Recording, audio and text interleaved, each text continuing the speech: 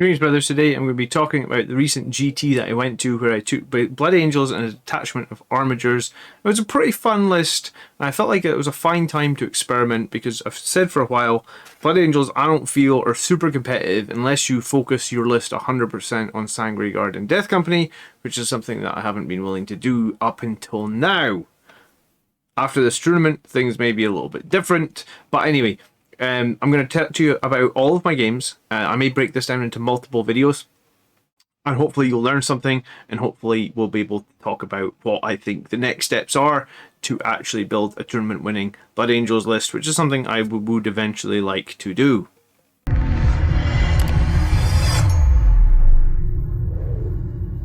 So this was the event that I went to, the Scottish Takeover. It's kind of a every 6 months sort of GT. And this was the event that I actually came... I was going to say came second in last time. No, I was one of the two players that went 4-0. I capitulated at the top table. We've talked about that before. Okay, so this time I performed... I kind of want to say horribly. But 15th place is horrible in my opinion. But I actually think there was just one game. And it was really just the Necron game that I performed badly in. The other 4 games, I was pretty pleased with my performance. I think in the Necron game, I actually bounced off a bunch of units. And I think there was a great quote that actually came up on Discord the other day, which kind of summed this up in a oneer for me. And the quote was, but just before we do that, we will go through all these games and we'll talk to you about exactly, possibly what I could have done to do better, what synchronies went well, and I'll try and break down the games in quite a lot of detail. So if you're having trouble against any of these lists, then maybe you can learn something from what I did. But this was the quote, and I really like this quote. A little part of your soul dies every time a Marine Blender unit walks into an enemy unit with 4 up and runs, bounces off in a statistically unlikely way, and then just gets wiped on the fight back with just Armor of Contempt and Feel No Pain. And I think that was kind of my feeling from the whole event. Like, there were so many times that I'm saving -4s, -3s.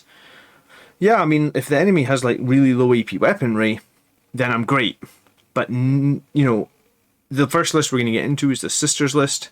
His Repention are -4, his Zephyrim are -4, his Retributors are -4, and let's not even talk about his characters till later, but when you're running Armor of Contempt, at least now we get a save, but like you never spike on 6-up saves. If anything, you spike the opposite way and roll 10 dice and get no 6-up saves. That's what it feels like. I've enjoyed playing the game a bit more since Armor of Contempt comes out, but I still think Marines are needing an overhaul. All the armies that I played, if you look at them according to the MetaWatch article, these were all higher percentage win rate armies than Blood Angels, and we'll talk about the actual differences in percentage win rate a little bit later in this video. So let's look at my list. So I run Dante as my warlord to give me back that 1 CP. I run Dante primarily for the CP. I personally prefer a captain on a bike. I think he's more versatile. I like that he can have a 3 damage weapon for the same points costs.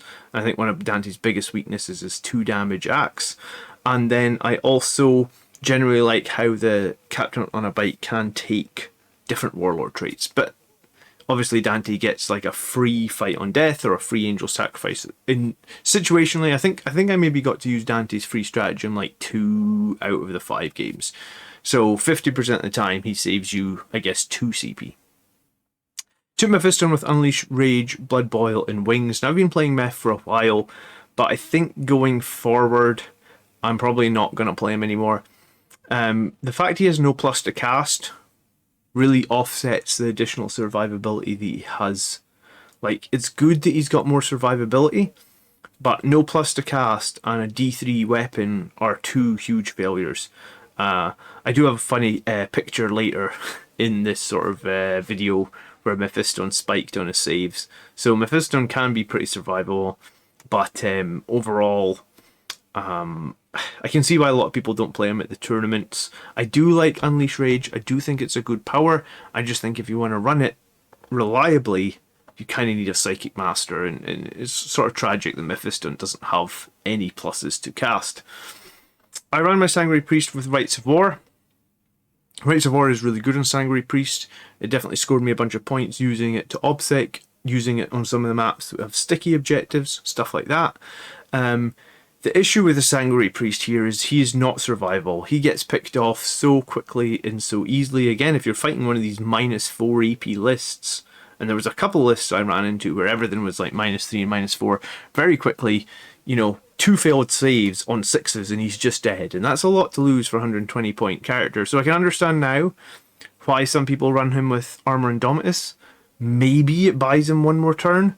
But then I guess at that point he becomes very expensive in terms of CP drain, and we don't have a lot of CP in Nephilim. And if, as we get into this, I'll tell you that I felt CP starved pretty much throughout this event. And, you know, we'll get into that. I have a squad of Incursors and 2 squads of Assault Intercessors, just sort of stock as they come. My experience of Assault Intercessors is I didn't fight any Armor of Contempt units out with the Sisters. But even into all the other units, my Assault Intercessors always felt weak. I don't know if it's I just roll badly for Assault Intercessors. Like, statistically, once you get to Assault Doctrine, you know, it's 26 attacks, it's hitting on 3s, you're wounding usually pretty reliably 3s or 4s. But, like, they really, you know, I ran them into a squad of, like, Necrons in one of the games, and I didn't even do a single wound. And it's, like, 26 attacks, hitting on 3s, wounding on 4s. But I mean, maybe it was just, like I said, that previous quote, the spiking. Anyway, Assault Intercessors really underperformed for me at this event. The one time I actually paid to interrupt with my Incursors, they also really underperformed for me. So I don't know if, I mean, troop choices are generally average, I think. People would agree that Marine troop choices are very expensive and they don't do a lot of damage. And in this event, that they really stayed true to that. They didn't do well for me at all. The Death Company of the Thunderhammers, I mean, they're a great squad. You give them Chapter Master rerolls, you give them Unleash Rage, you put them in Assault Doctrine, you Furlong Fury them, and they'll always trade up. And in a bunch of games, they did really well. I also ran the cheaper Death Company with just 3 Infernal Pistols, 3 Power Swords, and 2 Bolt Pistols and Chainswords. And I guess this gives me an option. If I don't see a really juicy target that I can trade up on 165 points, I can send out the cheaper squad, do some trading, and keep the stronger Thunderhammers for when I need them, and that definitely came up in a couple of games. I run 2 squads of Sangard, one with Infernal Pistols, 2 of them, and I have a mix of like 4 swords and 2 axes in both squads, and another squad with no Infernal Pistols. Typically, I start the squad with no Infernal Pistols in Deep Strike. Now, I prefer not to try and make those long 9-inch re-rollable charges, because they're unreliable, and I know they're unreliable. In the couple of games that I did that, they failed. I like to bring them down in a position where I am in strength and reinforce either a flank or a central position and just keep my opponent like guessing where they may end up being. In the games that I managed to do that, they actually had a lot more success. I also run the Whirlwind for the Fight Last. Fight Last / Overwatch Denial / Counter-offensive denial in the Whirlwind is a double-edged sword. It's a brilliant, brilliant unit, but it eats half your CP. You know, if you most games against melee enemies or armies with a lot of melee presence, you are going to be spending 5 CP for suppression fire. I want to say most of this event, my stratagems were suppression fire, angel sacrifice. That was about it. Maybe counteroffensive 1 or 2 times. Maybe Hammer of Wrath like 1 time. Yeah, that's where we are with Blood Angels. We literally have 2 stratagems. I know because I have the decks of cards. You know, like the Blood Angels cards, the Space Marine cards, and I literally take 2 cards out. I take out the Unleash Rage card and the Angel Sacrifice card, and I take out the Suppression Fire card, and that's it. Like, I have these giant decks of cards, I use 3 of them. I then took a squad of Voidsmen at Arms, and Voidsmen 5-man for the 50 points. They're very useful for... They're kind of a bait unit, but if you're also going to do retrieve Nakman data, then they're very useful. It's a 50-point model that will pretty much always guarantee Nakman data, plus they have the smaller bases, meaning they're very easy to fit in. And this detachment is 1565 points, and actually starts with 6 CP, because I got 1 from Dante, and I lose 1 from Rites of War. So on to my second detachment, and this is my super heavy auxiliary detachment, and this has 3 Lords of War, and the reason I'm able to include these is the Wandering Hero keyword. If you haven't read the Knight Codex, this basically lets you bring a detachment of knights or a larger knight, and in my case I took 3 Armigers, which are the ones with Melta Lances, which is basically a strength 9 30-inch Melta gun. They have a heavy stubber, which is strength 4 -1, 1 damage stubber at 36 inches, and they also have a chain axe, I think it's called. It's strength 10, it's -4, it's 3 damage, or you can sweep at strength 6, -3, 1 damage. I didn't have too much experience with these guys, so there's a couple of times I fought 1 wound models and I forgot to sweep, just striked at them. But the advantage of using the strike is I'm using noble combatants, which means I roll to hit. Any hits that don't make it, I take them out. I roll to wound. Any wounds that don't make it, I take them out. Then they roll their saves, and any that they do save, I take them out. And then the ones that all get taken out can all be rolled again. So it's almost like a free reroll to hit, wound, and they have to reroll their save. So against multiple wound models, these knights doing 3 damage a swing can be very deadly. A 30-inch strength 9 Melta is quite good as well, especially against toughness 8 armor. I barely ever hit with both Melta. You know, like, what did I play? 5 games. There's 3 Meltas. There's 2 shots from each one. I think like once in the entire game, both Melta shots actually, or once in the entire weekend, both Melta shots hit. I always seem to miss one of the Meltas. So maybe that's the reason that people don't like these. But the reason that I like them is you get them on the objective. They're 5-man, they're OBSEC, and with Fight Last, anyone that's end up going to charge them, you're going to do some serious damage potentially with their chain axes. And they're a fun unit to play. They're really not as survivable as I hoped they might be. Strength 7, toughness 7, 12 wounds, no -1 damage, just 3 up save, 5 up invulnerable and shooting. You can transhuman them for 1 CP, but I was so CP starved then I ended up not using it much. And here I am, way down in 15th place with 2 wins, both were decent, a draw that was very decent, and then 2 losses, one of which 55 points. That Sisters game was a lot closer than the score, and we'll talk about that next. But the Necron game was a disaster. 1, I don't have enough experience against playing the Silent King, and 2, I bounced off like 3 units in the Necron army, like absolutely bounced off them. They spiked their saves and then they just wiped like 2 turns in, maybe, yeah, 2 turns in, I think I'd lost like all my Sangre Guard and maybe even all my Death Company. Like, it was just brutal. And, you know, we'll cover that as well. But it does, Armor of Contempt has limits. And I was doing a lot of placement of my models near my priest so that I could either resurrect or also get Feel No Pain. But it doesn't really matter when, like, the Necrons, all their incoming damage was 3 wound or 3 damage. So very rarely did, well, not once actually, did I ever roll 2 out of 3 6s, like the whole event, for Feel No Pain. So every time like a 3 wound attack got allocated to one of my Marines, they were just dead. Never once did I roll good enough to keep a model alive from Feel No Pain. So it was almost pointless even having the Feel No Pain at this event. But that's the way it goes.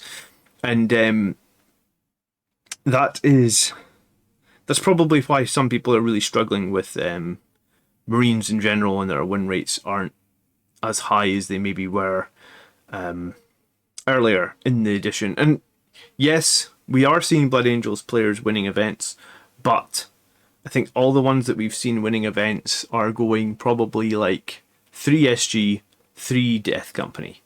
And like, that's fine. Those are 2 very valid units. They are probably our best units. That's why people are winning events with them. But I don't have enough of those models. I have a lot of those models as well, right? I got like 25 Death Company, 25 Sangre Guard. I just don't have them in the optimal weapon options to win events with, which means I'd rather take some other models. And in this case, I wanted to try Armigers. Last event, I tried a super heavy tank. So I like to not be shoehorned into, hey, you can have a strong list, but you can only use these 2 units. And Those two units really are carrying Blood Angels at the moment. It's I was going to say maybe Centurions are carrying us a bit as well, but I think it really is mainly the Death Company and the Sandguard that are carrying us. Okay, so there's my list. There's my scoring. As always, if you are enjoying any of this or getting any value, hit the like button. You can also leave me a comment. I do reply to every comment on this channel, so if there's anything you want to ask, regardless how big or small a question it is, please just do so. Leave it in the comments down below. Alright, game one. And this was an 85 to 55 point loss against the Sisters of Battle. So this first map was Data Scry Salvage, which has a deployment zone that looks something like this. Last time I did this, someone asked me to use a bigger brush, so try and do that, and also hopefully you can see it a bit more clearly if you're watching on a phone. The objectives on Data Scry were here. There's one here, there's one hiding here. We're using like clear objectives, which wasn't great. There was one here, there was one here, and the final one is here. So, I mean, that's kind of difficult to see, but that's what it was, right? So in Data Scry Salvage, you do the action on your home field, you get points for every one that you control through the middle. Okay, so my plan here really was, and I went first, and behind this building, he had a 10-man squad of Retributors, and he also has a 10-man squad of Retributors here. And these things are just, I mean, the firing arcs here are disgusting, right? Like, they're just gonna, the 24 inches about that, because I kept this out of range, and I guess 24 inches here is about that, right?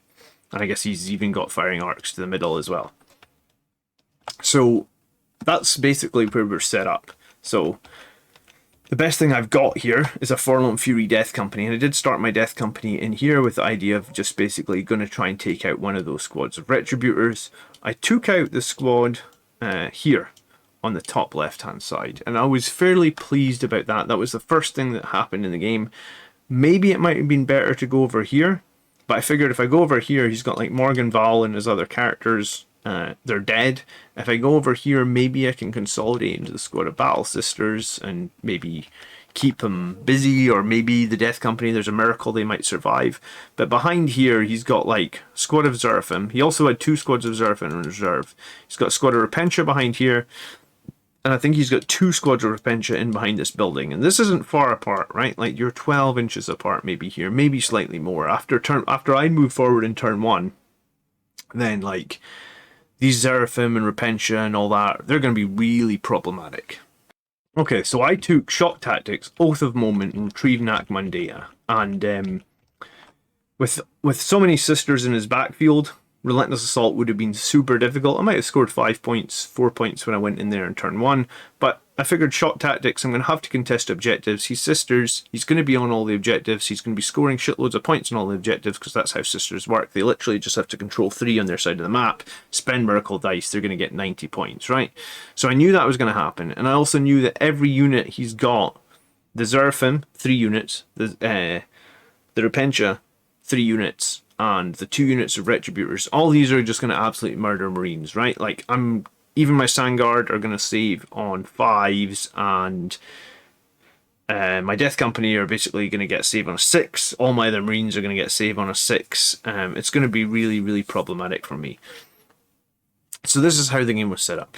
I put a Death Company unit here with an Armiger, cut a couple of Armigers in the backfield here to try and take some pop shots, like 30 inches away. Unfortunately, there wasn't too many targets around this side. Kept my Whirlwind in the backfield. I knew he's going to have some Deep Strike as well, the Zephyrim that's not on the board.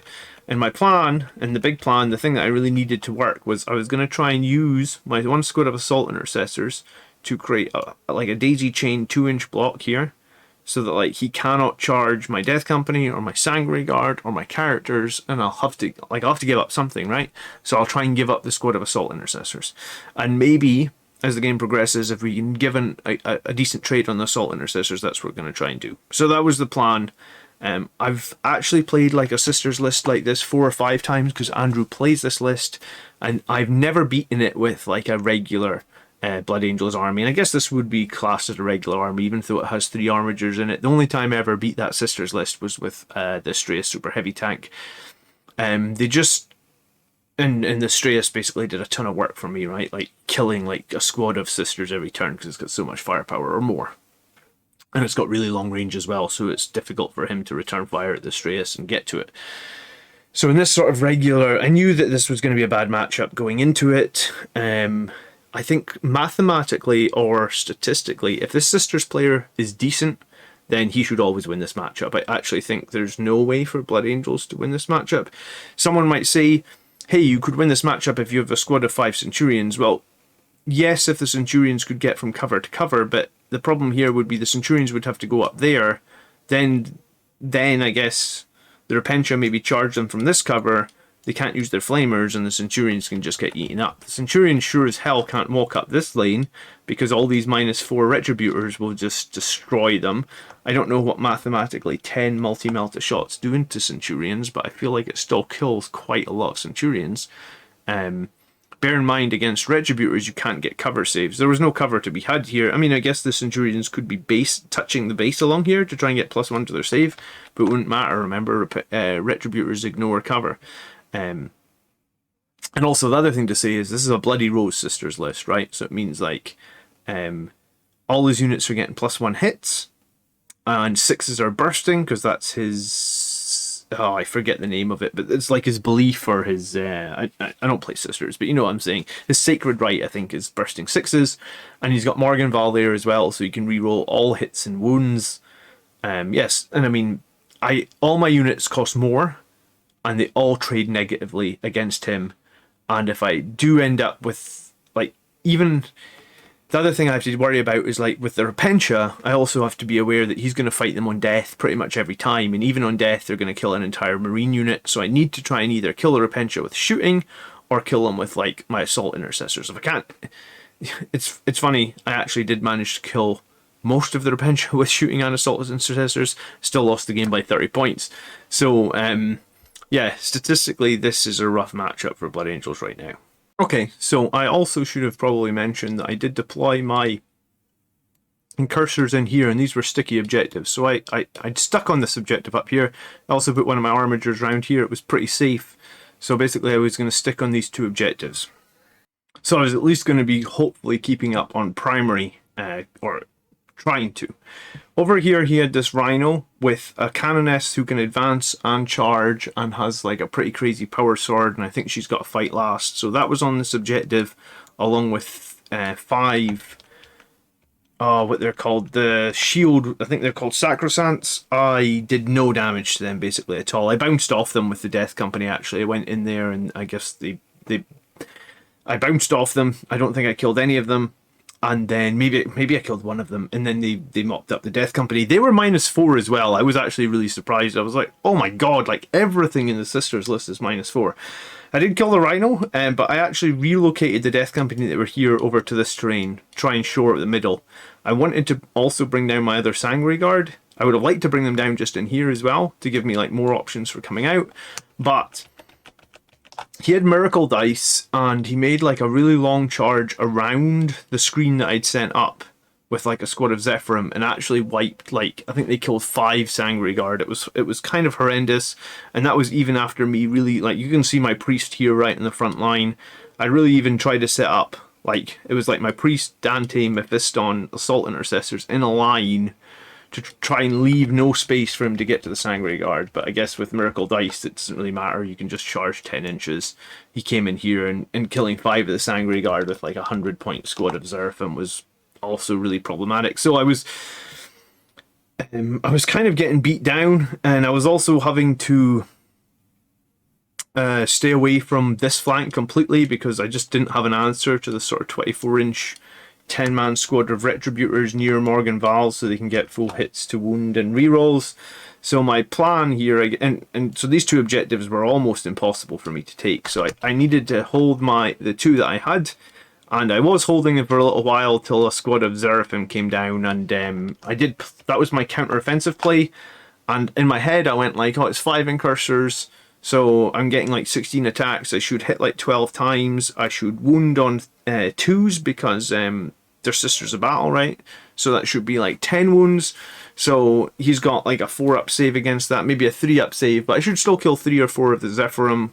So that should be a good play to interrupt there. I actually only killed 1 Zephyrim, and I actually lost the entire squad by like the exact number of wounds, I think it was. So if I killed one more, arguably that would have stayed mine. I would have obsec'd it. That would have been like a 8-point swing in terms of the game. So that was really frustrating there, I guess. And then I had to go and I couldn't bring my Sanguinary Guard down in here because when I fought back with my Zephyrum, he actually, get this, he actually fought, his long charge actually hit Mephiston and the Sanguinary Guard, just there wasn't enough models in base contact with Mephiston to make Angel Sacrifice worth it. But I actually didn't even wipe the Zeraphim on the return attack because I took too many casualties, so I left one Zeraphim in here, which meant I couldn't deep strike in here, which was also a real problem because that's where I wanted to be, because otherwise I can put no pressure over onto this flank. I ended up bringing in one of my units back here, my Assault Intercessors, to hold this, I think, so I can move out onto the other ones because things were thinning out. And sort of as the game progressed, I did manage to do Nakmund here, and here, and here, so I was at least getting 8 points. There was a tiny spot back here which I just couldn't fit my guys into. It was like millimeters, so I was millimeters away from getting my 4th Nakmund there. I think I could probably get like 3 of the 5 and it was quite frustrating. I used my Priest and my Sangard to finally pressure over here and take this away from him, which I was pleased about. I think there was a unit of Battle Sisters on here that I killed, but the problem was that, like, I guess these Repentia had come out and dealt with my Knight that was on the subjective, and the Deep Strike Zeraphim had come over here and dealt with my Incursors that were over on this objective. So these Sanguinary Guard actually at this point had gone back. I'd used up on Wings of Fire because this was a shrine, like the one that he's scoring a lot of points on, and if he doesn't hold at the end of the game, I get points. So where these guys were holding this objective, I figured there's a window of opportunity here where I could bring my Sanguinary Guard down on the final turn, make the charge in here. He wouldn't hold it on last turn, that would lose him 3 points. He would actually lose another 2 because I controlled it. Again, I would be getting 4 points for shock tactics, and the Assault Intercessors here were going to basically move to here and then make a nice 6-inch charge here as well to get me. So I had two, really, a 6-inch charge and an 8-inch charge. With one reroll, and if one of those charges goes off, I would get like 4 points for shock tactics, and if this one went off, I deny him like 6 points. I think if this one goes off, I deny him some points as well. And obviously I'm in the backfield at this point, but like, he still has the, you know, I haven't even managed to do any damage at all to the 10-man Retributors. I didn't do any damage at all to the Sacrosants. He's still got, I think this is a Canoness here, he's got his Hospitaller. I didn't kill any of his characters. Morganval, they're all still in full wounds at this point. I've literally lost everything except like 3 Sanguinary Guard, my Priest, the Whirlwind, 5 Assault Intercessors, and this squad of Guard. Sangard, I mean. So like, and then what happened is, you know, so he's overrunning me everywhere, and it's small margins. Dante actually got shot with a missile. He was on the subjective alone at that point because I'm so strung out. He actually was. Dante made the charge onto the subjective to mop up that last Seraphim, but the Sangard that ended up coming down here, these guys came down here and failed their 8-inch charge, so never actually. So Dante was on the objective alone, and then he got shot by Morganval. So it was like a few things went wrong there, and I did actually work it out that like I could have scored like, I think if the few things, like if Dante had survived, if these guys had made their 6-inch charge, if these guys had made their 8-inch charge, I think he would have won 70-67, which would have actually been crazy close considering how badly my list gets slaughtered by this. And I just, the only positive trade I probably made in the whole game was that turn 1 Death Company trade into the Retributors, and like I've played this list before, and like a turn 1 Death Company into Retributors, or when I played Andrew's list before, I did the Death Company into like, I think it was 2 squads of Repentia, and I also killed 2 squads of Zeraphim with like my shooting in that game, and I lost that game as well. So it's like, even if you get like some really, really good trades, this list is just still so nasty. It's just the fact that the whole list is -4, and like, you know, when you actually break it down, my Blood Angels in this list, there's a single invulnerable save in the whole in the whole army, and it's Dante. And I actually hate Dante because he's got no protection against mortal wounds, and usually he just gets smited to death or something like that. So I don't like him. But yeah, this was a really tough game. I was dreading it before I played it. I figured the only way I win it was if my opponent either didn't know Blood Angels or wasn't very good, and I think he knew enough, and he seemed like a pretty competent Sisters player. I think he ended up finishing maybe top, not quite top 5, but just outside. Maybe it was like 6th place. But I've been at a tournament with him before where he was on the top table and finished maybe like 2nd or maybe like 3rd. So solid defeat against the Sister list. Maybe I mean, fight on death is a huge problem for Blood Angels, and also if your opponent has a giant amount of -4 EP, which pretty much everything in this army does. These are the sort of battles that are depressing me a little bit with the current state of the meta. Okay, if you, like I said, you got questions, leave them down below. Let's move on to what was next. Okay, so here was the final score. I'd actually, like I said, I kept his primaries really, really low, and with a little bit of luck there at the end, I think there was like 2 turns. Maybe the turn with the intercessors, I should have probably got 8. The turn with Dante dying, I should possibly have got 8 as well. So like, and then the final turn, like I said, I failed 2 charges, which really, really, really hurt me. And maybe I couldn't have prevented this 12, but I think I could have scored like 8 more on primary there. And then I definitely could have had Sacred Gowns down a bit, and I think defend the Shrine down a bit as well.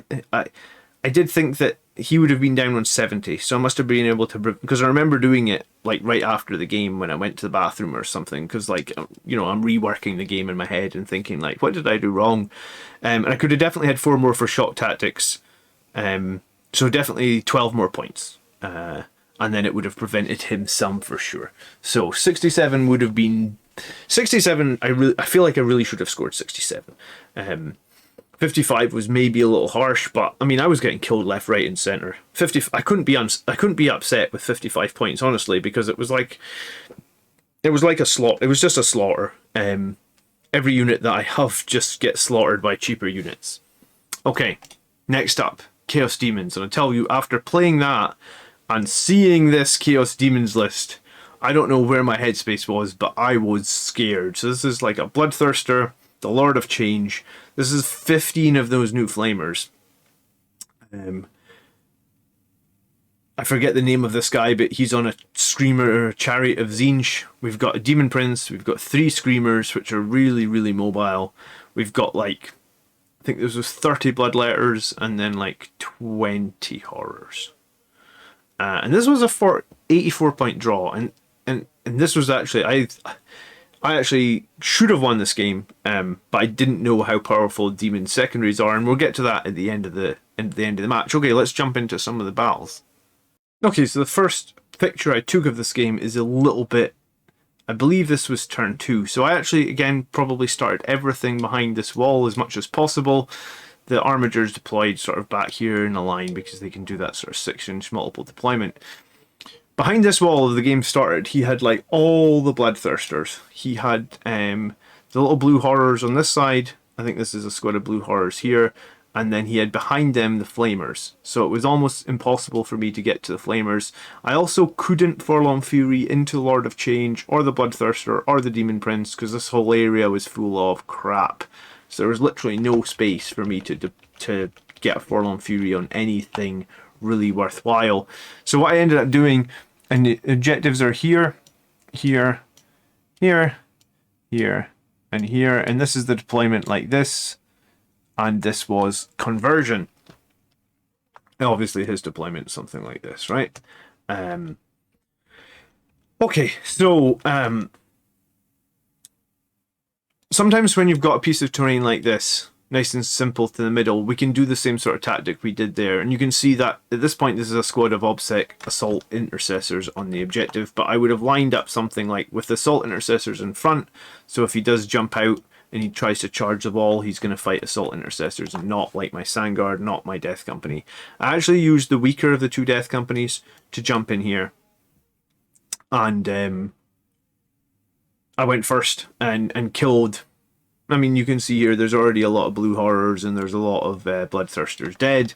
I mean, by the same, I mean, at this point I've only lost maybe like those 3 Death Company, and I think, oh, oops, maybe like 2 Assault Intercessors. So I was doing okay. This pile here is my reserves: the Sandguards, Assault Intercessors, and the Voidsmen.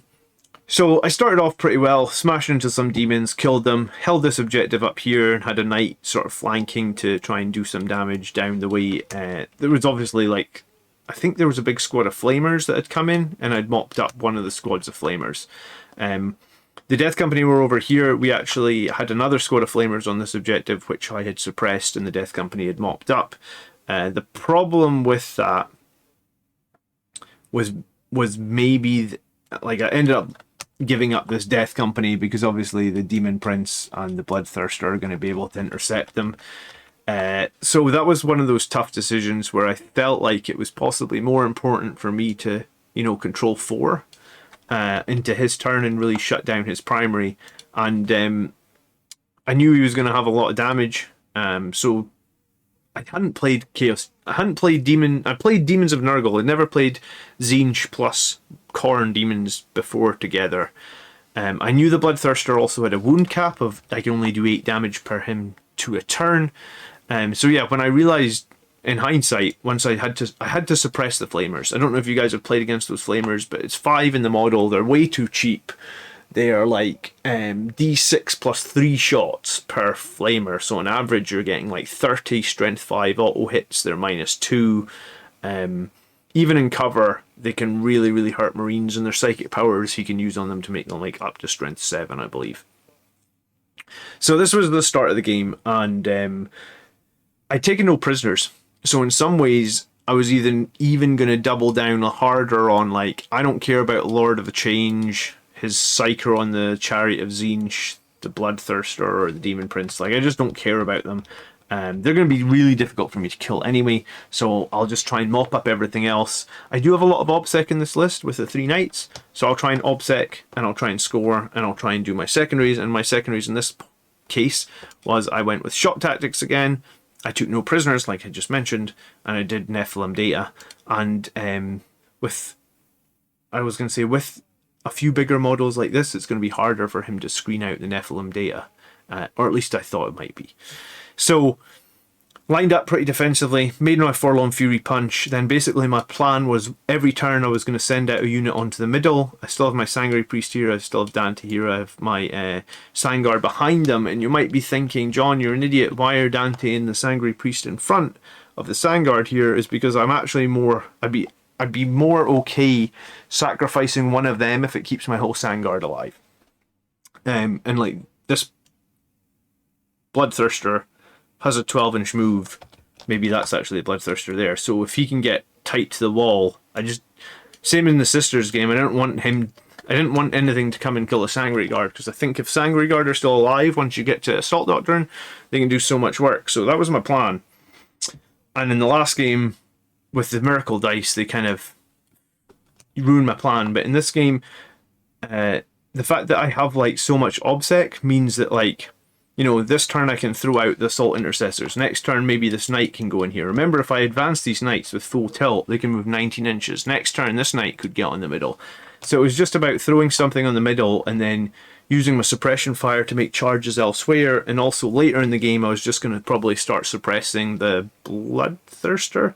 In turn 1, I actually got like all the Melta-Lances into the Bloodthirster, like this one, and I think this guy maybe started turn 1 over here or something. But even though they all hit him, or we shot them all at him, it actually did no wounds at all to him. And once I realised that I'd done no wounds to him at all, and he's got that wound cap of 8, and he heals every turn, I thought to myself, like, I'm just not gonna... I kind of wish that I'd shot the Lord of Change, but then I think in shooting, the Lord of Change has a 3-up save as well, so it wouldn't have made much difference. Demon saves are really no joke now. Okay, so this was sort of my position, and what I was going to expect was like blue horrors to try and swarm the objectives and the flamers, and then I'm going to take a lot of mortal wounds from these 2 psychers, and I'm going to try and probably just consolidate like these 3 possibly, and if I can hold this one, that would be a bonus. I could have possibly, I think possibly what I should have maybe done here in this situation is like against the screamers over here. I feel like I had to kill them though, and I didn't have another disposable unit that could move far enough and kill them.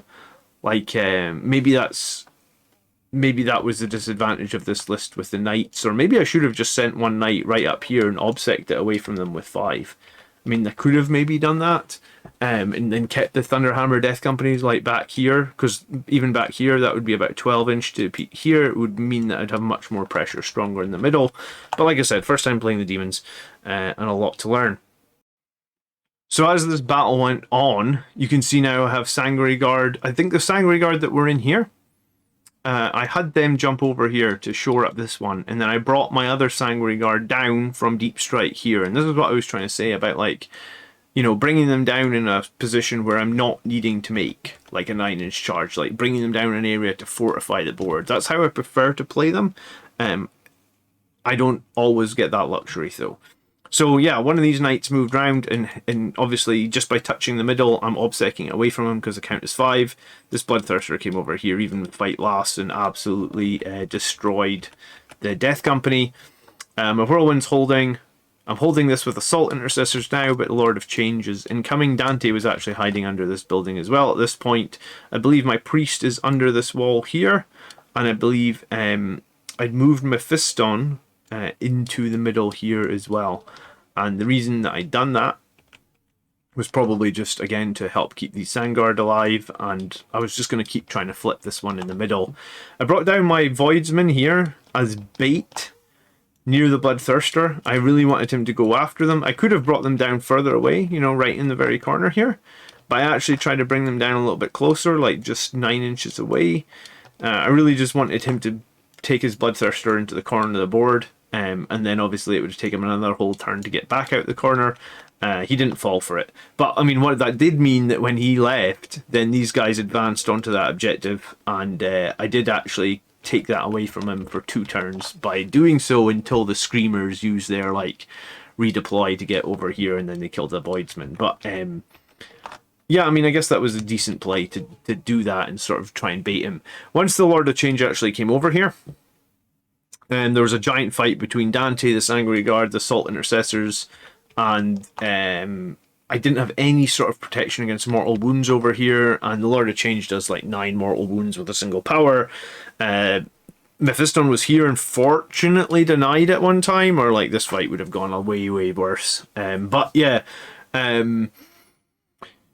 yeah, I was doing my same tactic. I was trying to fight over the middle. I was trying to shock tactics as many times as I could, and I actually kind of like shock tactics. I think it's a decent substitute for Relentless Assault, and if you imagine his deployments like this in this one, then if I was doing Relentless Assault, I don't know how I'm scoring any points. Yes, he's got nothing in my deployment, but anything I put into his deployment is going to instantly be killed, and also there wasn't a lot of room in his deployment either. So like I like the change to shock tactics. If you've got a decent amount of OBSEC, it's good, but it still doesn't help Marines, and I still found it, even in the games I won, which we'll cover later, still found it super hard to ever score. Like, the 2 games that I did well in, and they were really good victories, were like 92 points. It's near impossible now, unless you tailor your build maybe around like Fury the Lost to score 100 points.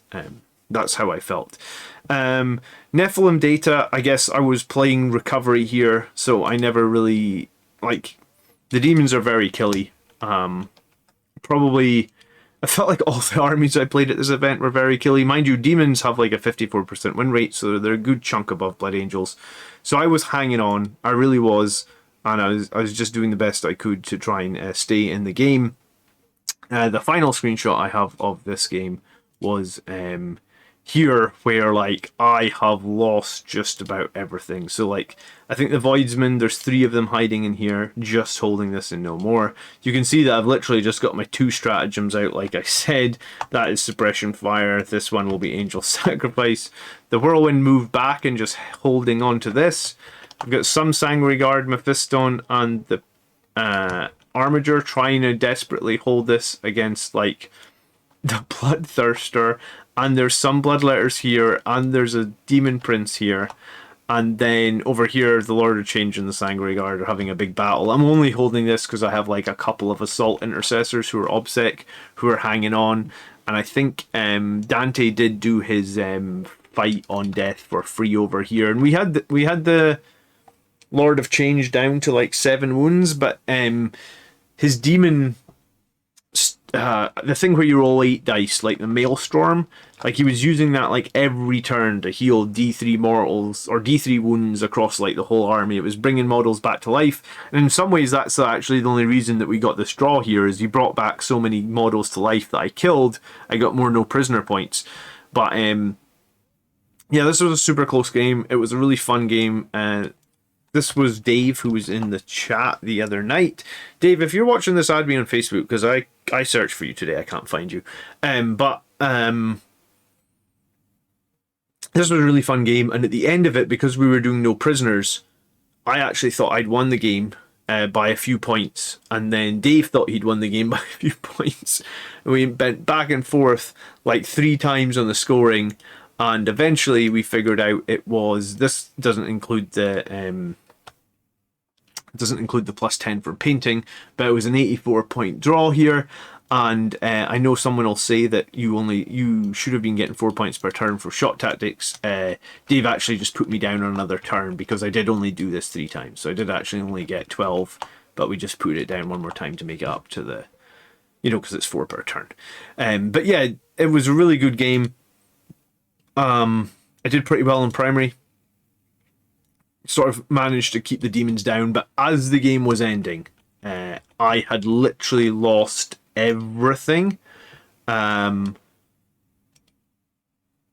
the knight in this, so I had 2 Sandguard up here that had gone in here, and in the final turn they actually killed 3 models, which is what got me 84 points, because that actually, I was at 97 kill points, that put me at 100 and gave me the 12 points for no prisoners. I think in the final turn, I think I had 2 Assault Intercessors sitting on this objective. All the Sandguard and Dante were dead, and I had my Whirlwind. And he had a Bloodthirster with 20 wounds. He had a Demon Prince that was full health. He had the Screamers. He had the Bird that had been healed back up to like 12 wounds. He had this guy who hadn't lost any wounds. Are you seeing a trend here between both games? It's like I'm fighting tooth and nail. And like he probably has like, I want to say like 1,000 points of stuff that I did no damage to, literally no damage to. So I was really pleased with this 84-point game. First time against the demons.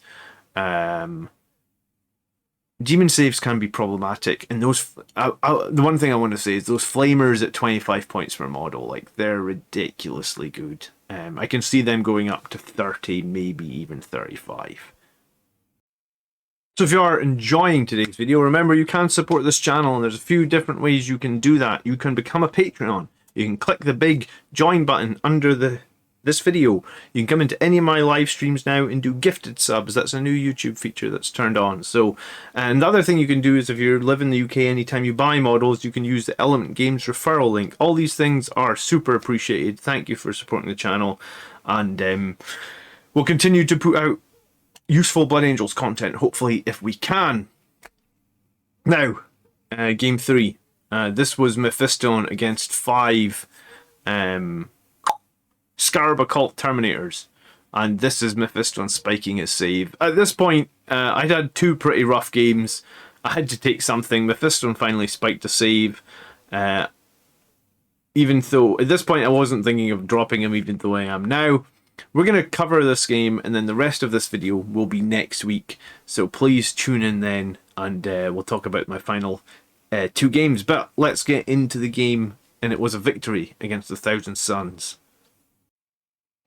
So this was mission 3, and it is the Scouring, and in the Scouring, deployment zones look something like this. All the objectives are outside the deployment zones, and if you've ever played the Scouring, then the thing you should know is that this is a brilliant map for behind enemy lines or relentless assault, because there's so much space in the deployment zone, and you could park a model in the corners or something, especially in this corner where he was.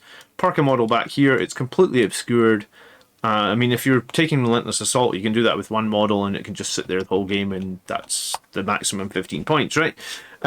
For this one, I took Retrieve Nachman data. Again, there's so much space in the deployment zone, Nachman's going to be easy.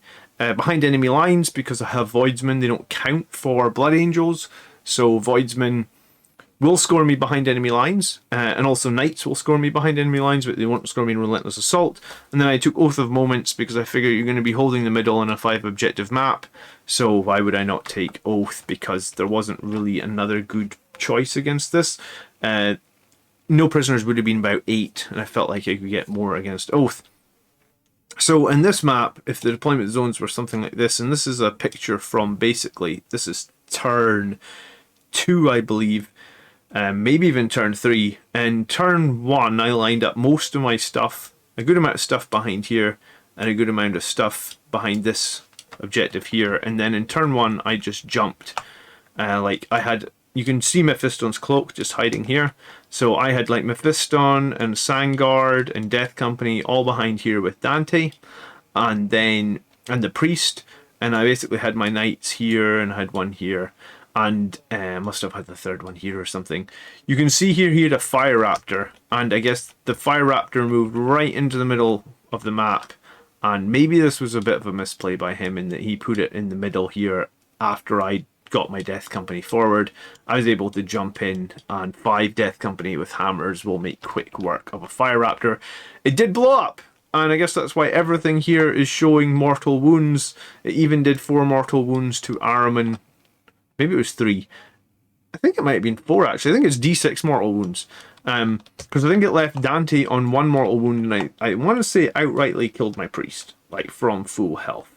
And the reason that all the other Sanguinary Guard and these knights and I guess the Assault Intercessors in the backfield is he used the psychic power to redeploy a 10-man squad of Scarabs. I guess this guy didn't really realize just how. Well, I just overwhelmed them with 2 knights, the Sangard, the Assault Intercessors. I mean, they did some damage when they arrived, because you can see that both these knights are wounded, but my Sangard were able to get back there. I may have actually, maybe in the first turn when I moved forward, I think I maybe left 1 squad of Sangard here because I was expecting it, so they were able to easily get back over there, and then it was just the Death Company and the characters that were here. Obviously I was able to do my data with these guys here very easily because of the big space. I think in the final turn I brought my Assault Intercessors down over here. Him losing 10 Terminators and the Fire Raptor very early in the game was, I guess it was kind of like a knockout blow, I would say, right? Because like the Fire Raptor and the 10 Terminators must have been about 700 points. And I gave up very little to lose them. I also did get a Forlorn Fury into his deployment zone early on. And at the end of the game here, you can see that my Sanguinary Guard were able to come down in his deployment zone, obscured. So it was actually going to be like, they weren't even going to try and charge this turn. Next turn, they'd move 12. They make a nice easy charge to mop up his models. And I definitely must have done some denying with Mephiston here as well, because he really didn't kill all that much stuff. He also had a 10-man squad of Rubrics with Flamers, but I suppressed them, and I guess that's one of the reasons you want Suppression Fire, because I mean, without Suppression Fire, I don't really know how you charge 10 Rubric Marines with Flamers. The Rubrics don't have the +2 to Flamer shots like some of the other factions have right now, or the +3 the Demons have, but yeah, overall, I was pretty pleased with this result, and this game pretty much ended with, like, you know, he was completely wiped in turn 4. I think possibly, like, he just didn't have much experience playing Thousand Sons. I'm fortunate in that I've played Gav's Thousand Sons. I also played Innes's Thousand Sons, who's the captain of Team Scotland.